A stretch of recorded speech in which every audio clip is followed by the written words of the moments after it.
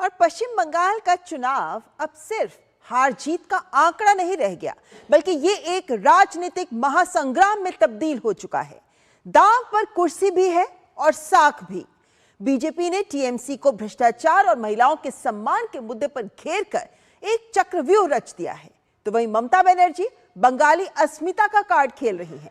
इन सब के बीच ईडी के छापों ने भी सत्ता के गलियारों में भूकंप ला दिया है। बंगाल के रण में सियासी घमासान, हर दल ने झोंकी अपनी जान। कहीं शाह की ललकार तो कहीं दीदी का है वार।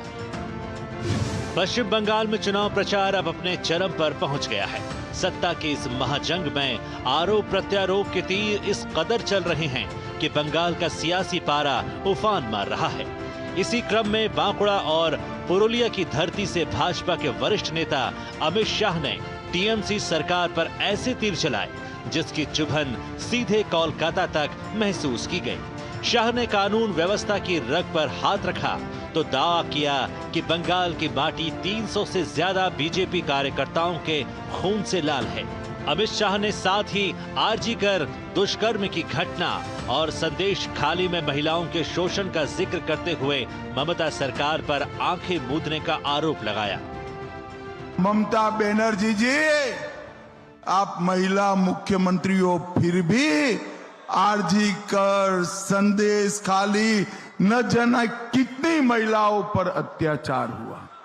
ये ममता बनर्जी कहती है कि 7 बजे के बाद महिलाओं को घर के बाहर नहीं निकलना चाहिए। माताओं बहनों, भाजपा की सरकार बना दो, रात को 1 बजे भी बच्ची सुरक्षित रहेगी, कोई उंगली उठाकर देख नहीं। वहीं प्रदेश की मुख्यमंत्री ममता बनर्जी भी ताबड़तोड़ रैलियां कर बीजेपी नेताओं पर जमकर प्रहार कर रही हैं। एक बार फिर ममता ने प्रदेश में हुए एसआईआर के साथ साथ चुनाव आयोग की कार्यप्रणाली पर सवाल उठाया। ममता ने आरोप लगाया कि भाजपा ने निर्वाचन आयोग की मदद से भवानीपुर में मेरी उम्मीदवारी रद्द कराने की कोशिश की। এমনকি কালকে আমার ভোট কেন্দ্রে জেনে রাখুন, আমার নমিনেশন নিয়ে আমার নমিনেশন কাটবার জন্য ওই গদ্দাররা আমার নামে দুটো মিথ্যে অ্যাফিডেভিট করে আমার নমিনেশন ক্যান্সেল করার চেষ্টা করেছিল। পারেনি লাস্ট অবধি, কিন্তু মনে রাখবেন করেছিল, অনেক অসম্মান করেছিল যাতে আমি না দাঁড়াতে পারি। बंगाल के इस चुनावी शोर शराबे के बीच भ्रष्टाचार के जिन ने एक बार फिर सिर उठा लिया है। शनिवार को ईडी ने कथित शिक्षक भर्ती घोटाले में एक बार फिर एक्शन लेते हुए नए सिरे से ताबड़तोड़ छापेमारी की। ये छापे पूर्व शिक्षा मंत्री और टीएमसी के निलंबित नेता पार्थ चटर्जी और कुछ अन्य लोगों के ठिकानों पर मारे गए हैं।